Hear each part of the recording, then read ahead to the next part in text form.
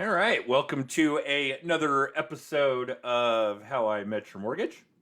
As always, I'm your host, Adam Smith, with Just the Tips Coaching, and with me, pretty much almost, is that Pretty much almost. I pretty like much it. almost always, is our marketing director and one of our other coaches, Jen Waybar. Good morning, Jen. Oop, Good and morning. I did it anyway. It is morning where Jen and I are. I know not all of It's you true. are in the Mountain Time Zone or the Pacific Time Zone or parts further west, and that you're probably watching or listening to this in syndication anyway. It might be 2 in the morning for all we know. But it is morning here, and our guest is actually local to us as well. She's in the Mountain Time Zone, and we are very, very glad to have her with us this morning. I don't think that I could express enough gratitude for how great her company has been in her and her colleagues agreeing to be guests with us. But good morning to Stephanie Thomas. Hey, how are you guys? Good, good. So, Stephanie, just so you know, and certainly so members of our audience who are relatively new to the show know, we do a pretty lengthy vetting process before we invite somebody to be on the show. And then, as you know, we're booked out a little over a year right now, is probably about a year from the time we asked you to be on the show until today. Um, so, for our guests that are watching or listening live or in syndication, know that Stephanie is one of these people who, when we ask real estate agents to be on our show, for the purposes of giving our audience some insight, some information, some know how as to how they do their business, how they generate leads, so on and so forth, that we're only talking to people that are really good at this shit. They really do know how to run their business. They really do know how to generate leads. And gosh, Jen, I don't know. We probably put these people through what, a year and a half roughly of a vetting process before we go through this. So for those of you watching or listening, know that our guests, Stephanie included, really do good business. They really do know what they're doing when it comes to finding clients, helping clients, closing deals. So, with that, Stephanie, give us some background, some insight. How long have you been doing this? What were you doing before this? What made you think that you wanted to do real estate? That one always kind of blows our mind. We've had people that have some really interesting and diverse backgrounds, from a librarian. We've got a great 2 or 3 time guest on our show that's was a Mm-hmm. librarian. Seems like an interesting change. But tell us about Stephanie. So, I've been licensed and working for almost 11 years now.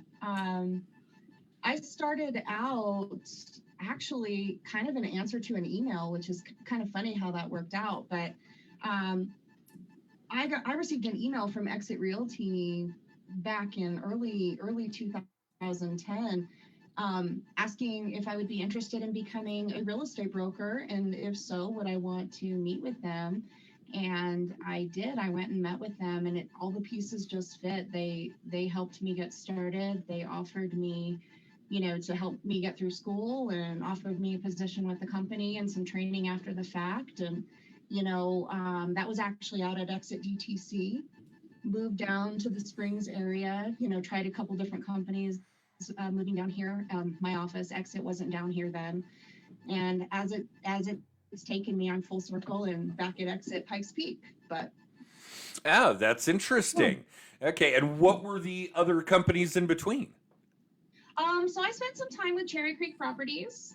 Okay. Really enjoyed my time there. I got to really know Chuck Woodard. He was fantastic, the managing broker down in the Springs, and he was a great influence for me, just helping me become really confident and really independent.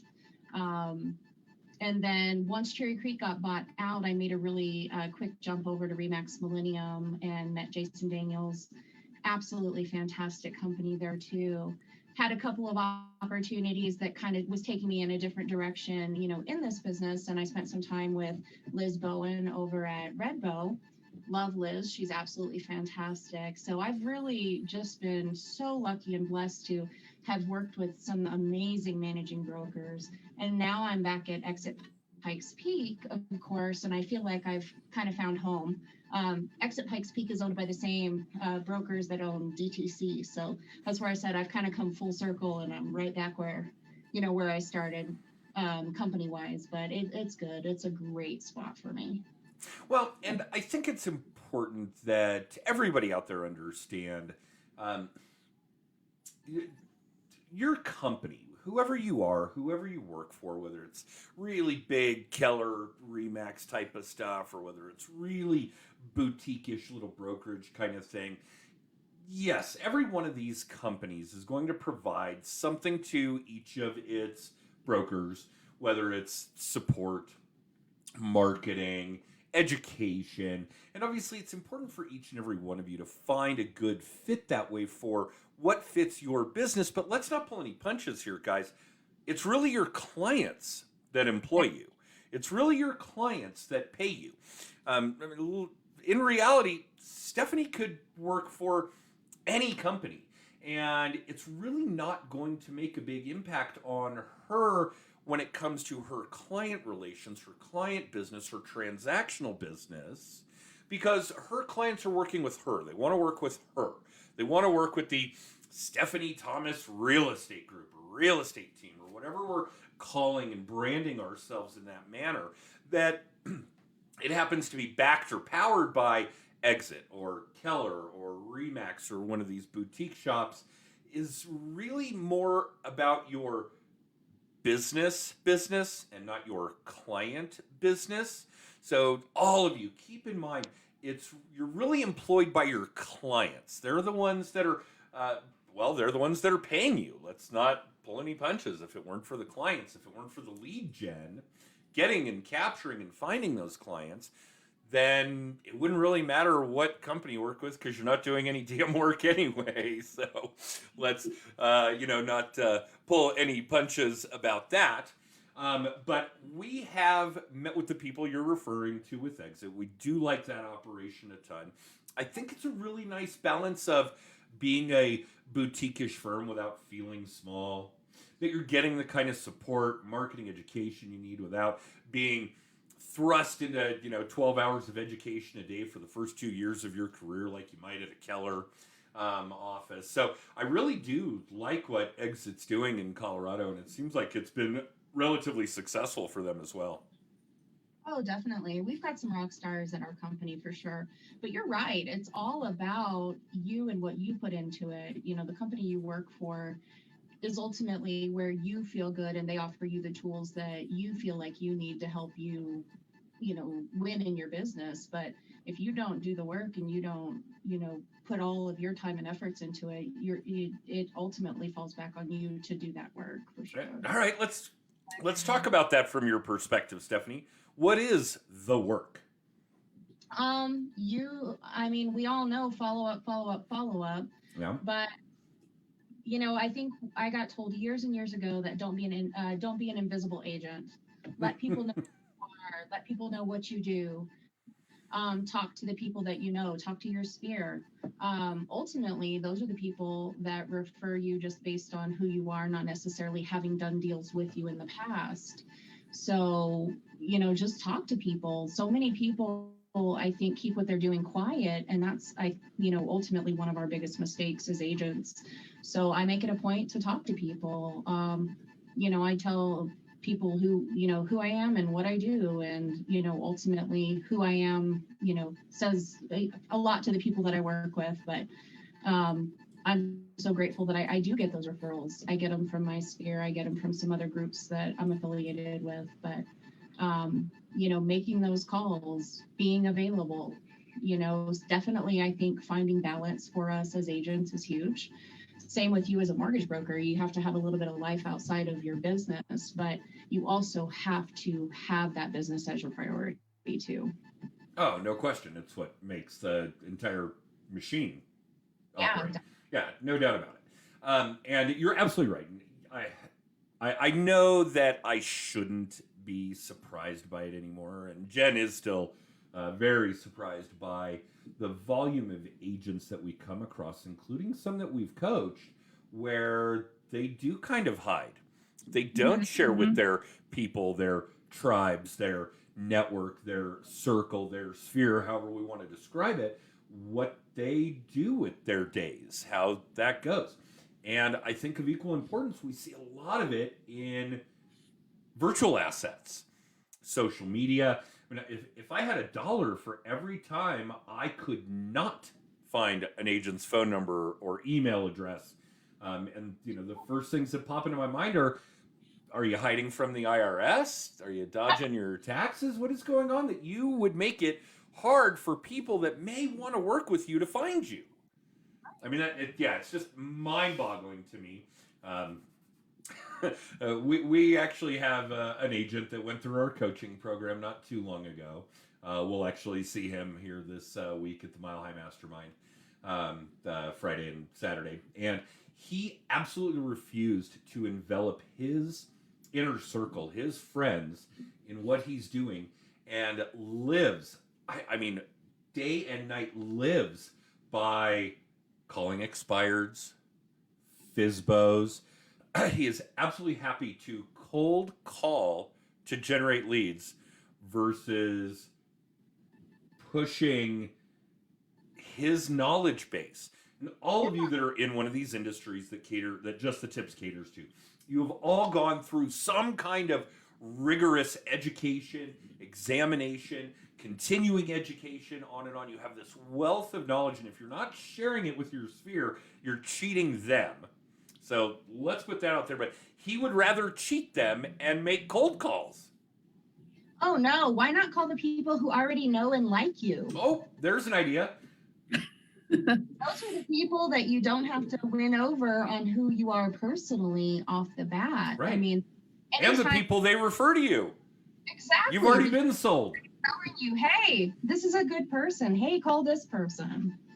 So, don't be invisible. Talk to people. Yeah, that's certainly a big part of it. But back it up a decade for us, and I know this is really weird because, Stephanie, you've been doing this a long time, and a long time compared to the average agent, right? We know from the NAR stats that 80% are gone in 2 years, 85% in 5 years. And despite your longevity, and this one still blows my mind because it's just such a fraction of the agents out there that have ever seen a buyer's market, you included. But for those, purposes, let's flash back a decade. What were you doing to generate leads then? Because you didn't have this robust history, this incredible amount of experience, this referral network of buyers and sellers coming to you. How did you start out? At the beginning, I started a little slow. I had little babies at home, so I didn't do quite as much at the very beginning anyway. But I still was working my sphere, and ultimately, all my deals at the very beginning were all referrals from my sphere. So that's where I came. And at the beginning, I don't know that it was really a good buyer's market at that point, but I think it was a little more balanced. We definitely negotiated a little bit more, price, terms, things like that. There was a little more flexibility, and it was a little more common practice in that particular market. When I put listings on the market at the beginning, they'd sit for a little bit. We actually, we'd hold open houses to try to get traffic in, send out flyers, different things like that to try to get a little bit of business, to kind of come in and see the house, please. So a little different from where. Yeah, in recent years, you can't even wait for the flyers to get printed before the house is gone. No. My last couple listings, I've gotten them under contract before my print orders have come back. You're exactly right. That's good stuff. So literally, essentially, from day one, you have built a repeat and referral business. I have. All right. Yeah. We love you more than we did even before we asked you to be on the show. So yeah, that is phenomenal. And I think that's the goal. And we're going to talk a lot about that at the event this week for those of you that are attending or would still like to. And is it too late for that, Jen? It's probably too late to it's too late. A ticket now. Yeah. Well, maybe next year. We are, certainly gung-ho on learning the tools to build a strict repeat and referral business. Yeah. And even beyond that, exercising some tools to figure out how to get out of the business. How do I keep this paying me while I continue to buy time, build my quality of life, spend more with my spouse, my kids, my significant other, Jen, dogs and cats. Yeah, we see Raj back there. Yep. So tell us what that looks like. And I know right now, Stephanie, you're very young. 11 years in, obviously, does not, make a lifelong career by any means. But give us some idea of the kinds of things that you do or want to do or plan to do in order to continue to build your business without building the time you put into it. Well, I think that's kind of the conversation that I'm having right now with my husband, because we're 40. So I'm not quite as young as you might think, but You don't look 40, but go on. thanks. No, I'm kind of having that conversation. My husband's a business owner too. So what does the rest of retirement look like? What does all of those things? Exit's got some great programs, with various, residual type incomes and things. So I know that that's going to play a key factor for me later. But ultimately, I don't consider myself like a big recruiting agent. If somebody wants to know, I by all means want to share with them. And I love to mentor and help people come in and do that type of thing. But I guess to really answer that question of what my long term looks like yet, I'm not 100% sure just yet. I'm still where I'm working quite a bit. I think I'm having that realization that my kids are now in high school, and that's going to transition a little bit of what life looks like for us, coming up in the next couple years too. So, Was your return to exit and their long-term benefits a factor in making that move? that kind of came down to it. I was looking at two companies, when ultimately I was looking for that move. I kind of hopped around a little bit, but not really on purpose. I don't really like to hop around companies. I like to find a spot where it really feels good. And, when it all came down to it, exit was just home. And that's ultimately what made my decision in going back. But the residuals program is fantastic. And what it does is it really creates a platform where, it's single level. I know some of the other companies have, the varying type things, but essentially if I sponsor an agent to come into the company, if I introduce an agent in and, the company rewards me, they don't take away from the agent, at that point. So that's kind of neat for me. But even after I retire, that income still follows me, as long as those agents are there. So that's a nice piece. And yeah, I like that, maybe that'll give me a little bit here and there.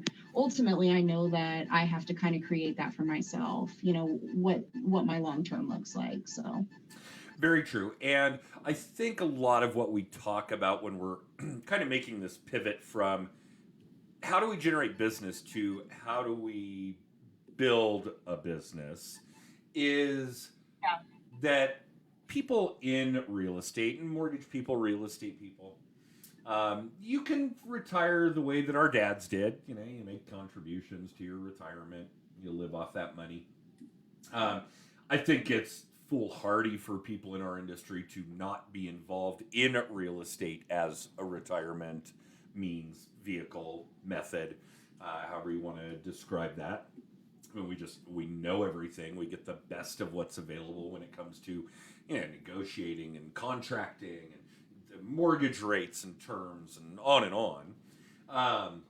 And obviously, I think that one of the big pieces of the puzzle is giving everybody, and you all have this, giving everybody the opportunity to build a business that they can walk away from while it still pays them. And I'm not perfect at this by any means. And one of my mentors on this subject, one of our former coaching clients, still kind of slaps me across the face from time to time with the fact that I suck at it. I'm not going to deny. And there are really two big pieces to that puzzle as well, building up operations and building up sales. I'm really good at operations, building up my operations team, and I have an amazing team. Sales, not as much. And it's funny because his MO was the opposite. He's great at building up a sales team, not so much on operations, and we obviously complement each other very well that way. But I do think that for those of you watching or listening, this is something really important to consider. I mean, we all see those real estate agents, and we, certainly joke about the ones who, have to tell you, I've been doing this for 35 years or whatever the number may be. But do you guys want to be doing this for 35 years? At 75 years old, do you still want to be trying to stake a yard in a sign for a house you just put on the market? No. I mean, I think you need people to do that. I think you need people to do all of that from start to finish, from listing to closing, from buyer to closing, whatever the case may be, unless you want to be that person that can go around and tell people, hey, I've been doing this for 35 years and I've never had to deal with, or I've never seen, or whatever the case may be. And we know they're out there. Yeah, I guess that's kind of right where I am at the moment, though, in some conversations that I'm having with my managing broker and my broker owner, too, just how to let go a little bit of control, because I am a self-proclaimed and non-recovering control freak. Guilty. we're sales people, Stephanie. Giving up control is one of the hardest things to do. I don't quite know how to do it just yet. I'm trying. I'm trying to incorporate some additional people to come in and, take on different facets of my business to grow my business. I just, I'm kind of working on that. That's something that I'm actually working on very, very actively at the moment. Do you have support? Do you have an assistant, a TC? On that, I've got somebody that I have an agreement with to step in when I'm ready to let go of the reins, but just trying to figure that out a little bit right now on how to do that and how to incorporate that. So, I think one thing that's so important, and one thing that I'm really, really cognizant of with myself, is where my limitations are and how to, and to actively work on the things that I know I need to work on. So I know I need to work on that, because I know that, I'm good at running my business, just me, but letting someone else come in and take on a piece of that, I'm not very good at that just yet. You must be working hard. I mean, you're doing a lot of business with no support. I am working a lot of hours right now. So like I said, self-proclaimed, I totally know, admitted control freak. I get it. I am trying very hard to incorporate that. So, and learning what those roles look like too. And that's the other thing, is having a person that you're comfortable with, that's competent to come in and step in, but also defining those roles and figuring out how to implement them. And that's exactly where I'm at, because I have a person who's amazing. I just need to figure out, what her role looks like exactly, and how to incorporate that. So that's something that I'm working on. But I think that's one of those keys, to be successful in business, is you have to continually work at it. We're never, where I would say we're never there. We're never where we can just stop and say, okay, we're there, we're done, we don't have to do anymore.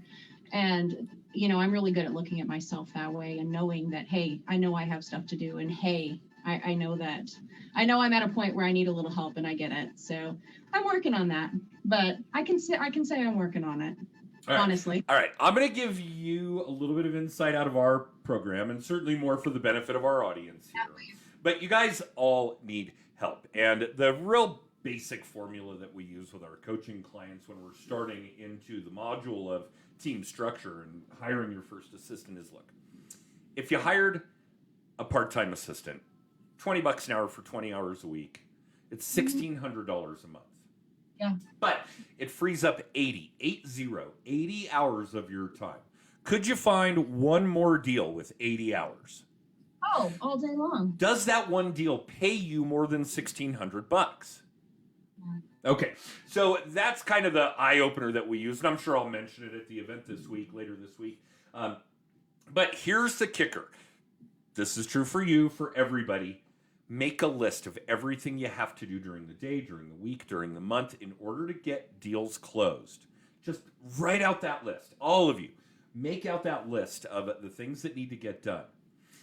Figure out the difference between the $20 an hour work and the $200 an hour work.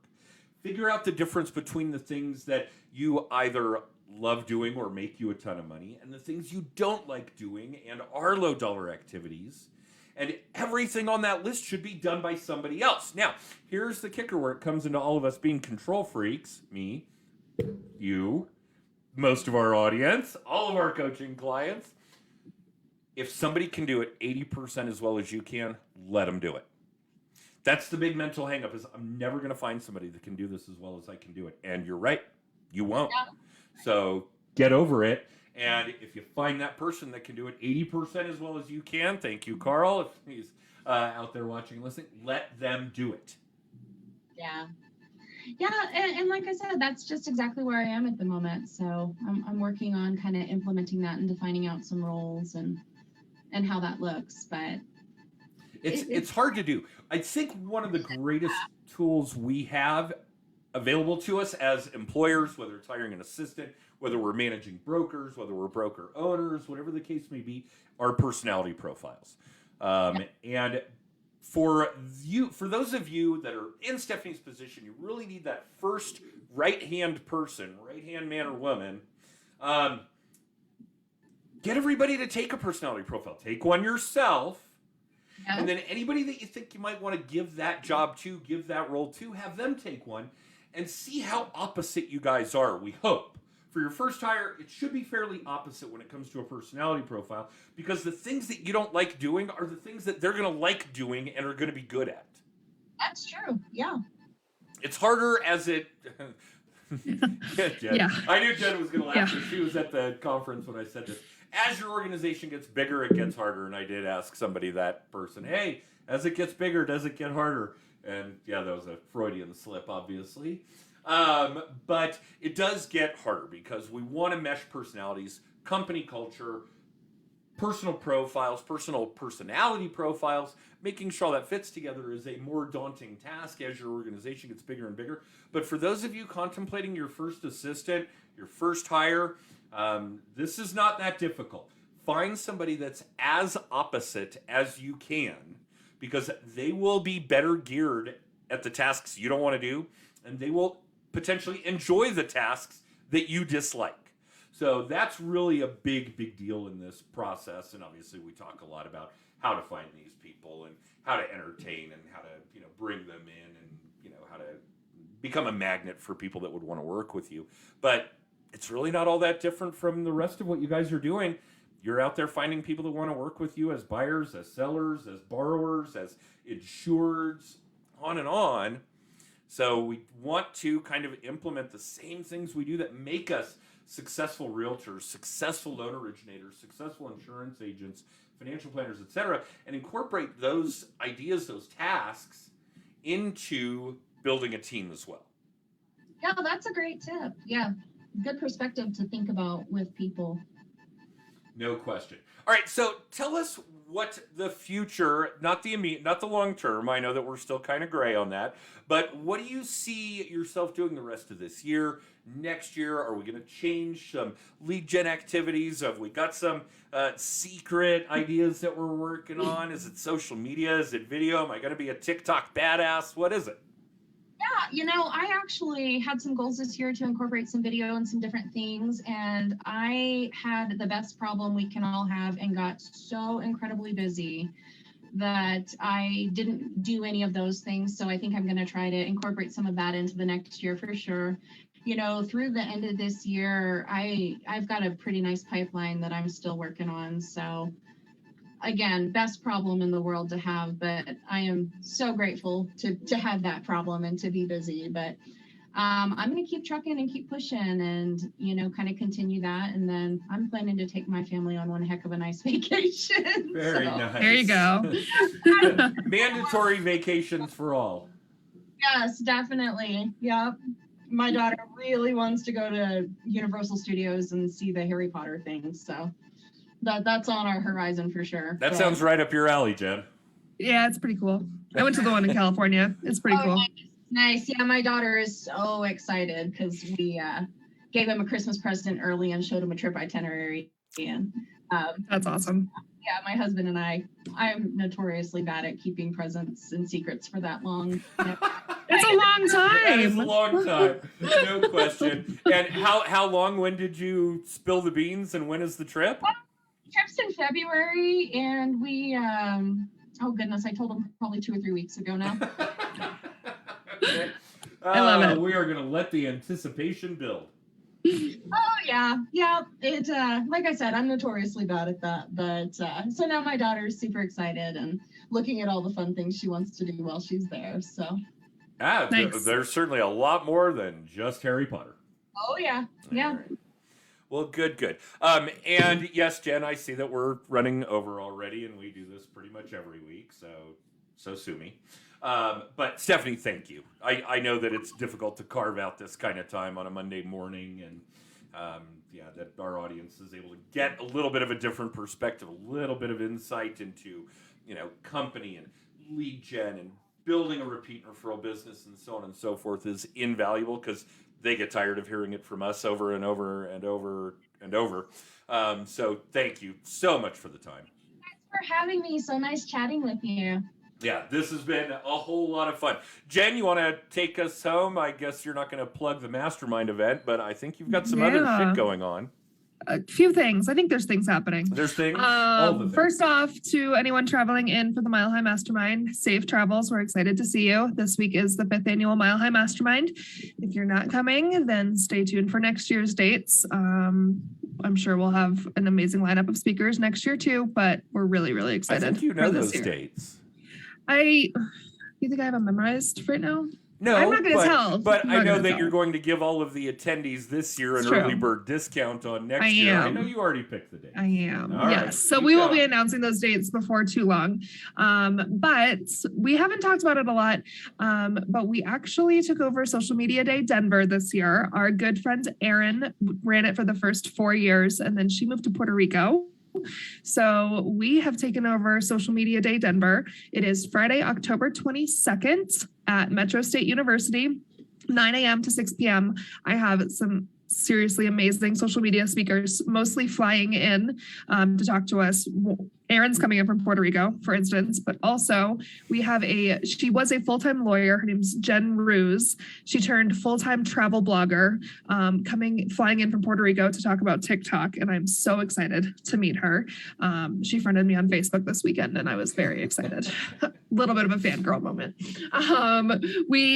It's all about mindsets, how to edit your own video. Local Danny Colella, he's going to come in and talk about Facebook Live and the power of Facebook Live.